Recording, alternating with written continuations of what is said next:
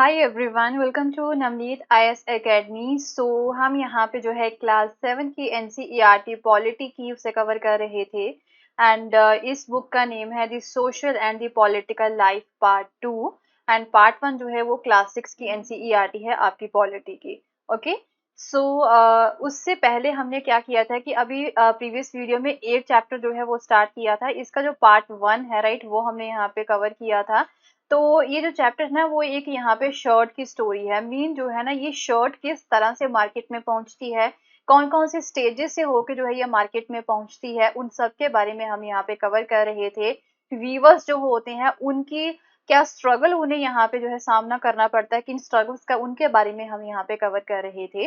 And इसी chapter को जो है आज हम यहाँ पे आगे कंटिन्यू करेंगे, चैप्टर नंबर 8 को ही। राइट, इसके बाद में इसका जो है आई थिंक एक या दो पार्ट्स और बनेंगे। उसके बाद में हमारा 8 चैप्टर जो है वो टोटली कंप्लीट हो जाएगा। टोटल 9 चैप्टर्स हैं, जस्ट एक चैप्टर इसका जो है बचा है, राइट, इस बुक का क्लास 7 की एनसीईआरटी का। आज इसे जो है हम यहाँ पे आगे कंटिन्यू करेंगे।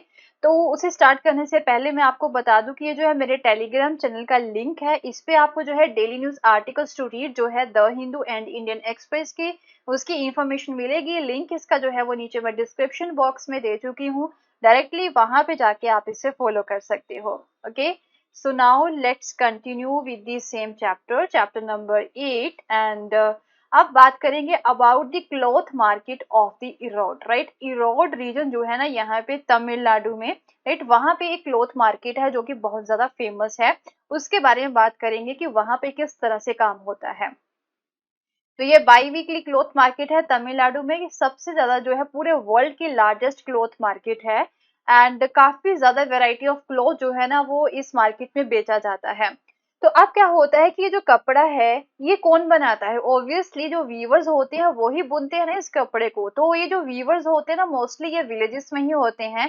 अपने घरों में रह के ही जो है ये सारा जो बुनने का काम होता है ना कपड़े का, वो अपने घरों में ही करते हैं।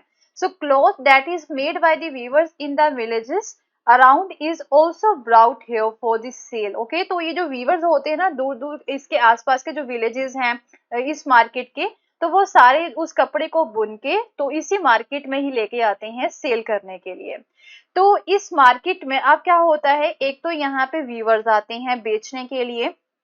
दूसरे यहाँ पे जो है ना क्लॉथ मर्चेंट्स जो होते हैं, कपड़े के व्यापारी होते हैं ना जो, राइट, उनकी ऑफिसेस भी यहाँ पे होती हैं इस मार्केट में, जो इन वीवर्स से, अब ये जो वीवर्स होते हैं ना वो इन्हीं मर्चेंट्स को क्या हो करते हैं, वो कपड़ा बेचते हैं जो उन्होंने बुना होता है। ओके, उसके अलावा other traders from many south Indian towns also come and purchase cloth in this market. अब जो तीसरा बंदा यहाँ पे है ना, एक तो हो गए वीवर्स, ओके, जो बना के लाते हैं इस मार्केट में।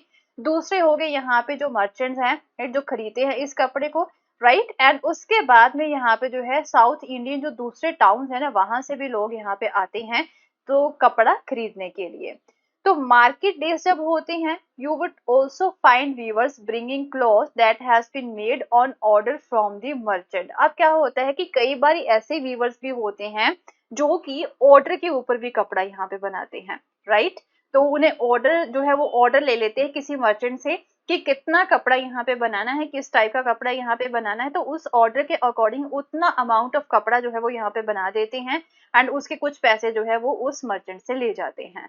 So these merchants supply cloth on order to garment manufacturers. अब ये जो मर्चेंट होते हैं ना, जिन्होंने यहाँ पे ऑर्डर पे कपड़ा बनवाया होता है from the weavers, right, weaver से जो है वो कपड़ा ले लेते हैं, काफी कम रेट देते हैं उन्हें यहाँ पे वीवर्स को, काफी सस्ता उनसे खरीदते हैं।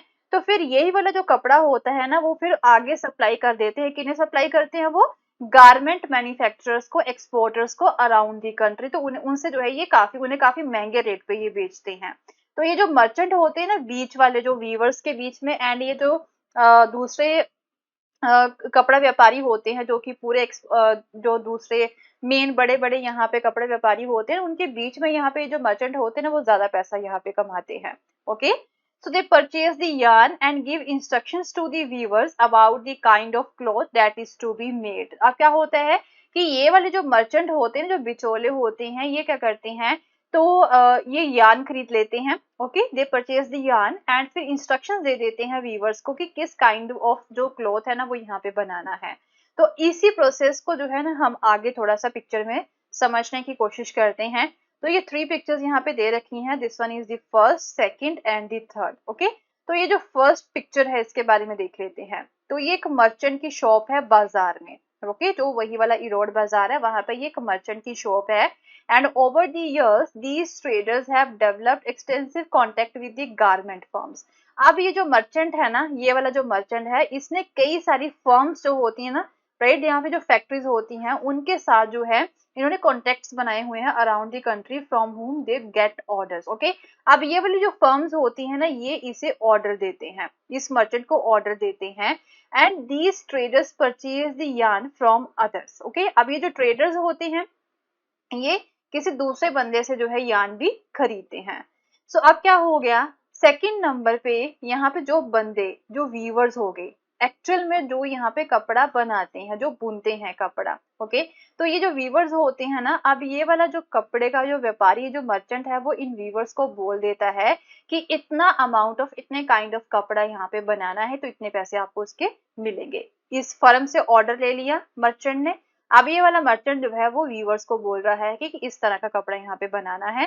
सो the weavers live in the villages around and take the yarn supplied by these traders. अब यही वाला जो ट्रेडर है ना, वो साथ में यार्न भी दे देता है इन्हें। ओके, यार्न जो होता है, धागा जो है ना, वो भी दे देता है इन वीवर्स को।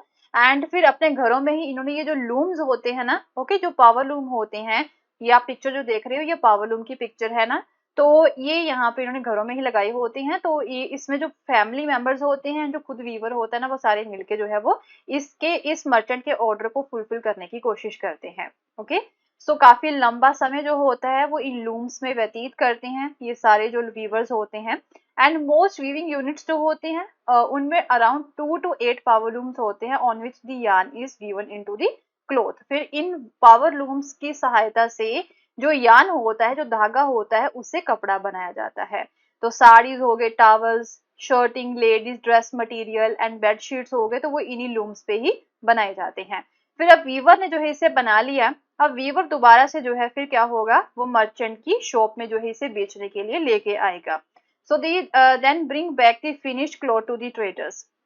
ओके, इसे यान लिया इन्होंने, फिर इन्होंने कपड़ा बना दिया, फिनिश क्लॉथ जो है वो अब लेके आगे दोबारा से, सो डैट कि वो ट्रेडर को, उसी ट्रेडर को बेच सके जिससे जो है इन्होंने ऑर्डर लिया था।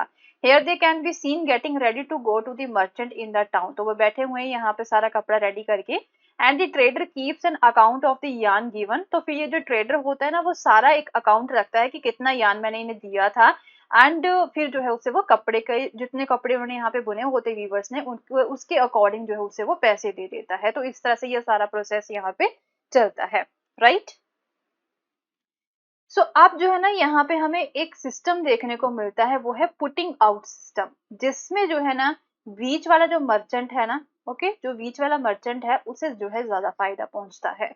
पुटिंग आउट सिस्टम जो है क्या होता है, इसमें वीवर्स जो है producing cloth at the home, and जो वीवर्स होते हैं वो घर में ही कपड़ा बना रहे होते हैं, जैसे आपने पीछे देखा है। So the merchant distributes work among the weavers. तो ये जो मर्चेंट होता है वो काम को वीवर्स के बीच में बांट देता है ऑन द ऑर्डर, जितना भी ऑर्डर उसने यहाँ पे रिसीव किया होता है दूसरी पार्टी से। तो ये जो वीवर्स होते हैं वो यान ले लेते हैं इसी मर्चेंट से, and supply him the cloth. फिर जो है उसे वो कपड़ा दे देते हैं, फिनिश प्रोडक्ट जो है वो सप्लाई कर देते हैं बना के। So for the weaver this arrangement जो है ना, इसमें 2 एडवांटेज होते हैं। अगर हम बात करें वीवर्स की, जस्ट वेट, मैं कलर चेंज कर लूँ। हाँ, तो ये जो वीवर्स होते हैं ना, इन्हें दो दो एडवांटेजेस हो जाते हैं। ओके, 2 फायदे हो जाते हैं इन वीवर्स को। पहला तो ये कि उन्हें जो है ज्यादा मनी स्पेंड नहीं करनी पड़ती है यान खरीदने के लिए, क्योंकि जो है डायरेक्टली ये जो मर्चेंट है वो यान उन्हें दे देता है। And also the problem of selling the finish cloth. तो फिर अब ये भी प्रॉब्लम होती है कि अगर इन वीवर्स ने कपड़ा बना लिया तो वो कौन सी मार्केट में जाके बेचेगा। तो ये भी प्रॉब्लम उनकी यहाँ पे सॉल्व हो जाती है, क्योंकि ये जो यान लेके मर्चेंट से एंड कपड़ा बना के जो है वापस वो मर्चेंट को ही दे देते हैं, तो फिर जो है उनसे वो पैसे ले लेते हैं। So weavers know from the outset what cloth they should make and how much of it is to be woven. तो वीवर्स को अब ये पता चल जाता है कि कितना अमाउंट ऑफ क्लॉथ जो है वो यहाँ पे बनाना है, किस काइंड का जो कपड़ा है वो बनाना है। हाउएवर क्या होता है इसमें, वो टोटली किसके ऊपर डिपेंड है, वो हर एक चीज के लिए, यान के लिए, फिनिश प्रोडक्ट के पैसे के लिए, एंड किस तरह का कपड़ा बनाना है, हर एक चीज के लिए वो किसके ऊपर डिपेंड है, वो इस मर्चेंट के ऊपर ही डिपेंड है। ओके, तो ये जो डिपेंडेंस होती है ना on the merchants both for the raw material and even market के लिए, तो इसका ये मतलब हो गया कि जो मर्चेंट है ना उसके पास ज्यादा पावर है अब। ओके, हर एक चीज में जो है मर्चेंट की ही चलेगी, तो मर्चेंट के पास ज्यादा पावर है। क्या होता है, मर्चेंट जो है अपने अकॉर्डिंग जितना उसने कपड़ा बनाना होता है वो ऑर्डर दे देता है, बट हाउएवर जब फिनिश प्रोडक्ट वीवर लेके आते हैं उसके पास, तो उसके बदले में उसे काफी लो प्राइस वो देता है for making the cloth. Okay, and the weavers have no way of knowing who they are making the cloth. तो अब जो वीवर्स को ये भी नहीं पता होता है कि वो किसके लिए कपड़ा बना रहे हैं एंड किस रेट पे जो है वो कपड़ा बनवा रहा है, बंदा कितना पैसा वो यहाँ पे दे रहा है, क्योंकि ये तो किसे पता होता है, ये मर्चेंट को ही पता होता है। तो मर्चेंट जो है वो उस व्यापारी से ज्यादा पैसे ले लेता है उस पार्टी से, एंड इन वीवर्स को काफी कम पैसे देता है, बाकी पैसे अपने पास रखता है। So at the cloth market the merchant sell the cloth to the garment factories. फिर उसके बाद में क्या होता है, क्लॉथ मार्केट में ये जो मर्चेंट है बाद में ये फिनिश प्रोडक्ट को गारमेंट फैक्ट्रीज में जाके बेच देता है। So in this way the market works more in the favour of the merchants. तो हम बोल सकते हैं कि मार्केट जो है वो ज्यादा मर्चेंट्स की फेवर में ही काम करती है, ज्यादा पैसा जो है वो मर्चेंट ही कमा रहे हैं। So weaver invest all their savings or borrow money at high interest rate to buy the looms। तो अब क्या होता है कि वीवर्स तो घरों में ही काम कर रहे होते हैं, तो उन्हें जो है यहाँ पे लूम्स तो लगाने ही पड़ते हैं, तो लूम्स कौन से यहाँ पे सस्ते आ जाते हैं जिससे ये कपड़ा जो है बुनते हैं। तो ये जो लूम्स होते हैं ना काफी महंगे होते हैं, तो इसके लिए इन वीवर्स के पास इतना पैसा तो नहीं होता है, तो इन्हें जो है ना बोरो करनी पड़ती है मनी काफी हाई रेट के ऊपर।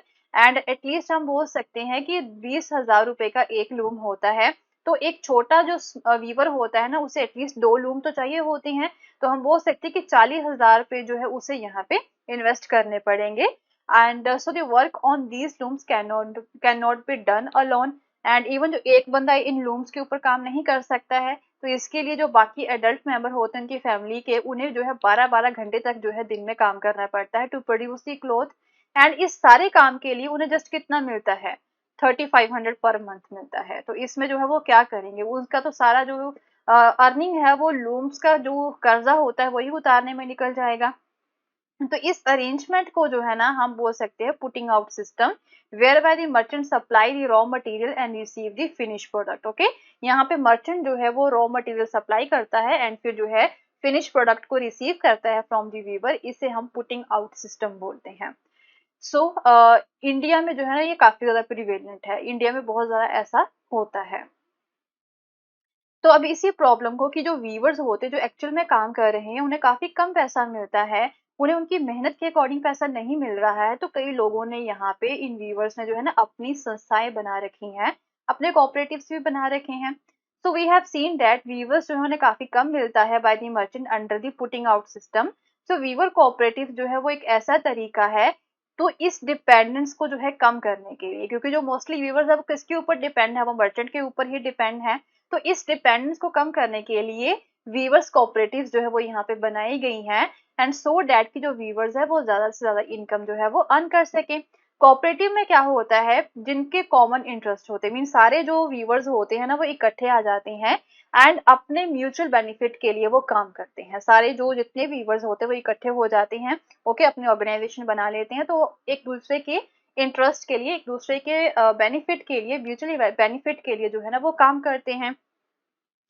तो weaver form a group and take up certain activities collectively. क्या होता है कि सारे मिलके जो है ये यार्न को प्रोक्योर करते हैं फ्रॉम दी यार्न डीलर, ये खुद चले जाते हैं, ये मर्चेंट के पास नहीं जाते हैं। ओके, पहले क्या होता है पुटिंग आउट सिस्टम में ये मर्चेंट के पास जाते हैं यार्न के लिए, तो मर्चेंट जो है इन्हें यार्न देता है। अब क्या होता है उसमें वो मर्चेंट के ऊपर डिपेंड हो जाते हैं पुटिंग आउट सिस्टम में। बट कोऑपरेटिव्स में क्या होता है कि ये जो सारा ग्रुप होता है ना ये खुद कोशिश करते हैं कि हम यार्न खुद ही खरीदें यार्न डीलर से, एंड फिर इस यान को जो है वो जितने भी व्यूवर्स होते हैं ना उसमें आपस में वो डिस्ट्रीब्यूट कर लेते हैं, राइट। तो ये जो कोऑपरेटिव है ना उसके बाद में जो फिनिश प्रोडक्ट होता है यान के बाद में जो इसे वीव किया जाता है, तो जो फिनिश प्रोडक्ट होता है ना उसके लिए फिर जो है मार्केटिंग भी वो करते हैं कि इसे जो है अब बेचना भी है मार्केट में, क्योंकि अब तो ये उसके पास नहीं जा रहे हैं मर्चेंट के पास, राइट, बेचने के लिए इस फिनिश प्रोडक्ट को। तो वो क्या करेंगे खुद ही मार्केट में जो है इसे बेचने के लिए जाएंगे। Okay, so the role of the merchant जो है वो यहाँ पे कम हो जाता है, एंड जो वीवर्स होते हैं उन्हें फिर अब जो है अपने कपड़े का एक फेयर प्राइस जो है वो मिल जाता है, राइट। एंड इवन अब गवर्नमेंट भी इन कोऑपरेटिव्स को काफी ज्यादा हेल्प कर रही है। सो डैट कि वो एक तरह से उनसे रीजनेबल प्राइसेस पे जो है कपड़ा खरीदा जा सके। फॉर एग्जाम्पल यहाँ पे तमिलनाडु गवर्नमेंट जो है ना वो एक फ्री स्कूल यूनिफॉर्म प्रोग्राम उन्होंने स्टार्ट किया है in the state, and government जो है they procure the cloth for this programme from the powerloom weavers cooperative, right. तो ये जो फ्री स्कूल यूनिफॉर्म प्रोग्राम है ना, इन बच्चों को फ्री में स्कूल यूनिफॉर्म बांटनी है, तो इसके लिए वो वीवर्स कोऑपरेटिव जो होती है ना उनसे वो टाई अप कर रही है, जो गवर्नमेंट है डायरेक्टली उनसे टाई अप कर रही है। And similarly, the government buy cloth from the handloom weaver cooperatives and sell it through the store known as the co-optex, okay? तो सिमिलरली जो है अब फिर यूनिफॉर्म को दूसरे तरीके से भी जो है ये बेचती है। एक ऐसा ही हम बोल सकते हैं कि इनके द्वारा स्टार्ट किया गया है प्रोग्राम जिसे हम को ऑप्टेक्स बोलते हैं। तो दूसरे टाइप का जो कपड़ा है ना वो भी इन हैंडलूम वीवर से खरीद के, इन कोऑपरेटिव से खरीद के जो है वो इस स्टोर में बेच रही है जिसे हम को ऑप्टेक्स बोलते हैं। Okay, so you might have come across one of the stores in your town, आपको पता भी होगा शायद इसके बारे में। मीन गवर्नमेंट जो है वो डायरेक्टली इन कोऑपरेटिव से खरीद रही है कपड़ा सो डैट कि इन्हें जो है ज्यादा फायदा पहुंच जाए, right. So we'll continue with the same chapter in our next video, and कुछ और भी important aspects जो है ना वो इस industries के बारे में हम यहाँ पे cover करेंगे। एंड अगर आपको मेरा कोर्स पसंद आया तो इसे शेयर करना ना भूलें, and don't forget to subscribe my channel also. Thank you so much, have a nice day, bye bye.